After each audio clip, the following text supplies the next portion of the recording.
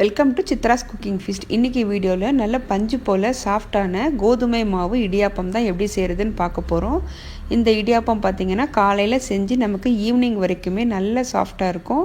நல்ல நூலாக பஞ்சு போல் ஒன்றோடு ஒன்று ஒட்டாமல் ரொம்ப சாஃப்டாக இருக்கும். இந்த இடியாப்பம் ரெசிபியை பார்க்குறதுக்கு முன்னாடி இப்போ தான் நம்ம சேனலை ஃபஸ்ட் டைம் பார்க்குறீங்கன்னா சப்ஸ்கிரைப் பண்ணிக்கோங்க. வீடியோவை ஸ்கிப் பண்ணாமல் ஃபுல்லாக பாருங்கள். அப்போ தான் வீடியோவுக்கு நடுவில் நான் சின்ன சின்ன டிப்ஸ் சொல்லியிருப்பேன், உங்களுக்கு ரொம்பவே யூஸ்ஃபுல்லாக இருக்கும். இப்போ வாங்க இந்த இடியாப்பம் எப்படி செய்கிறதுன்னு நம்ம வீடியோக்குள்ளே போய் பார்க்கலாம். இந்த இடியாப்பம் செய்கிறதுக்கு கடையில் வாங்கின பேக்கெட் கோதுமை மாவு 1/4 கிலோ எடுத்திருக்கேன். 1/4 கிலோ ஒரு 2 பேர் சாப்பிடலாம்.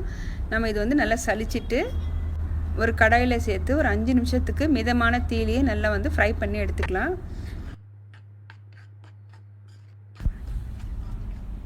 ரொம்ப ஹை ஃப்ளேமில் வச்சு கருக விட்டுறாதீங்க. ஒரு 5 நிமிஷத்துக்கு மட்டும் ஃப்ரை பண்ணி எடுத்துக்கோங்க. அடுத்தது நம்ம இட்லி பாத்திரத்தில் வச்சு ஒரு 5 நிமிஷத்துக்கு வேக வச்சு எடுக்க போகிறோம். இப்போ ஒரு பிளேட் எடுத்திருக்கேன். இதுக்கு மேலே ஒரு வெள்ளை துணியை போட்டுக்கலாம். நம்ம இப்போ வறுத்து வச்சுருந்த இந்த மாவை கொட்டி எல்லா பக்கமும் நல்லா மாவு கவர் பண்ணி எடுத்துக்கலாம். அப்போ தான் நமக்கு மாவு வேகும் போது உள்ளே நமக்கு தண்ணி இழுக்காமல் இருக்கும். இப்போ 4 பக்கமும் நல்லா க்ளோஸ் பண்ணி வச்சுக்கோங்க.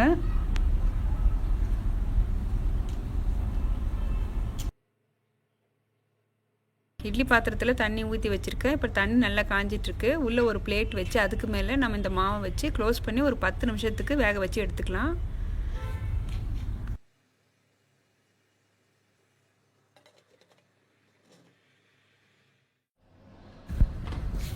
கோதுமை மாவு வெந்துருச்சான்னு நல்லா செக் பண்ணி பார்த்துக்கலாம்.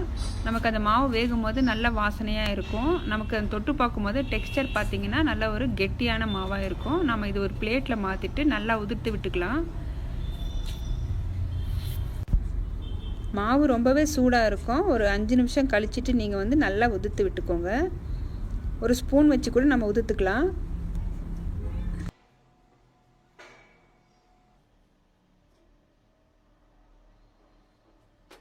நம்ம எப்போவுமே அரிசி மாவில் தான் இடியாப்பம் செஞ்சுருப்போம். கோதுமை மாவில் நீங்கள் ஒரு தடவை இதே போல் செஞ்சு பாருங்கள். கோதுமை மாவு இடியாப்பம் ரொம்பவே சாஃப்டாக இருக்கும்.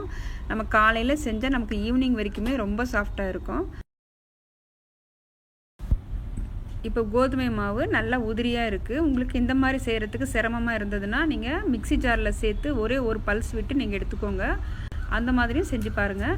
அடுத்தது ஒரு பாத்திரம் வச்சுருக்கேன். இதில் 1.5 கப் அளவுக்கு தண்ணி சேர்த்துக்கலாம். நம்ம 1 கப் அளவுக்கு மாவு எடுத்தோம். அதுக்கு 1.5 கப் அளவுக்கு தண்ணி சரியாக இருக்கும்.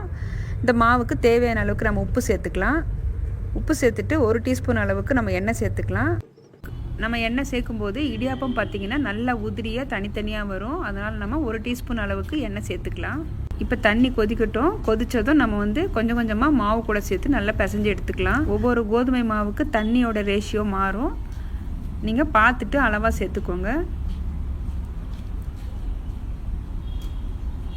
நான் 1.5 கப் அளவுக்கு தண்ணி கொதிக்க வச்சுருந்தேன். எனக்கு தண்ணி பார்த்திங்கன்னா 1.25 கப் அளவுக்கு தண்ணி எனக்கு சரியாக இருந்தது. மாவு ரொம்ப சூடாக இருக்குது. இப்போ கை வச்சு பிசைய முடியாது. ஒரு 5 நிமிஷம் கழித்து நம்ம பிசைஞ்சிக்கலாம். கொஞ்சம் நேரம் க்ளோஸ் பண்ணி வைக்கிறேன். ஒரு 5 நிமிஷம் கழித்து பார்க்கலாம். தண்ணி பார்த்திங்கன்னா 1/4 கப் அளவுக்கு எனக்கு மீந்திருக்கு. 1.25 கப் அளவுக்கு தண்ணி எனக்கு சரியாக இருந்தது.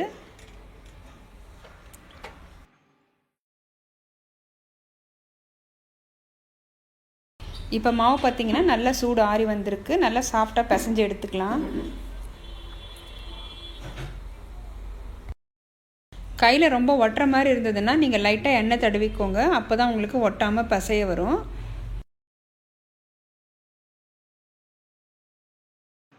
மாவு நல்லா சாஃப்டாக பிசைஞ்சு எடுத்தாச்சு. இப்போ 2 பங்காக பிரித்து எடுத்துக்கலாம்.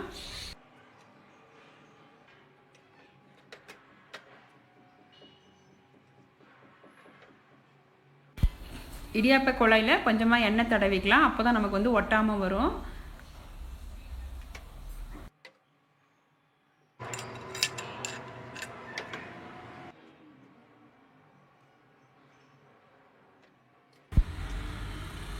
மாவு உள்ளே சேர்த்துட்டு இடியாப்பம் பிழிஞ்சு எடுத்துக்கலாம். நீங்கள் தட்டிலையும் கொஞ்சம் லைட்டாக எண்ணெய் தடவிக்கோங்க.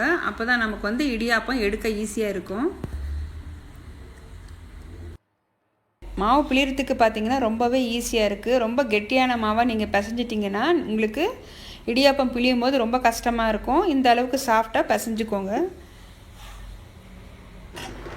இப்போ இட்லி பாத்திரத்தில் தண்ணி காஞ்சிட்ருக்கு. உள்ளே ஒரு பிளேட் வச்சு நாம் பிழிஞ்சு வச்சுருந்த இடியாப்பத்தை உள்ளே வச்சு ஒரு 10 நிமிஷத்துக்கு வேக வச்சு எடுத்துக்கலாம்.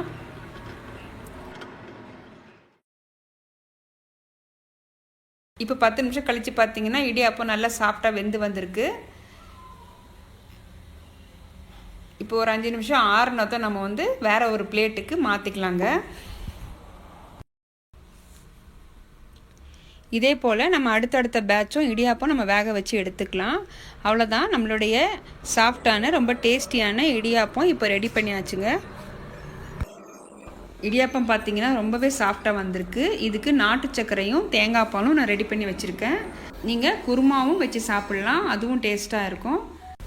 இந்த கோதுமை மாவு இடியாப்பம் கண்டிப்பாக ஒரு தடவை ட்ரை பண்ணி பாருங்கள். ட்ரை பண்ணி பார்த்துட்டு உங்களுக்கு எப்படி வந்ததுன்னு எனக்கு ஃபீட்பேக் எனக்கு கமெண்ட் பண்ணுங்கள். லைக் பண்ணுங்கள், ஷேர் பண்ணுங்கள், சப்ஸ்கிரைப் பண்ணுங்கள். தேங்க்யூ ஃபார் வாட்சிங்.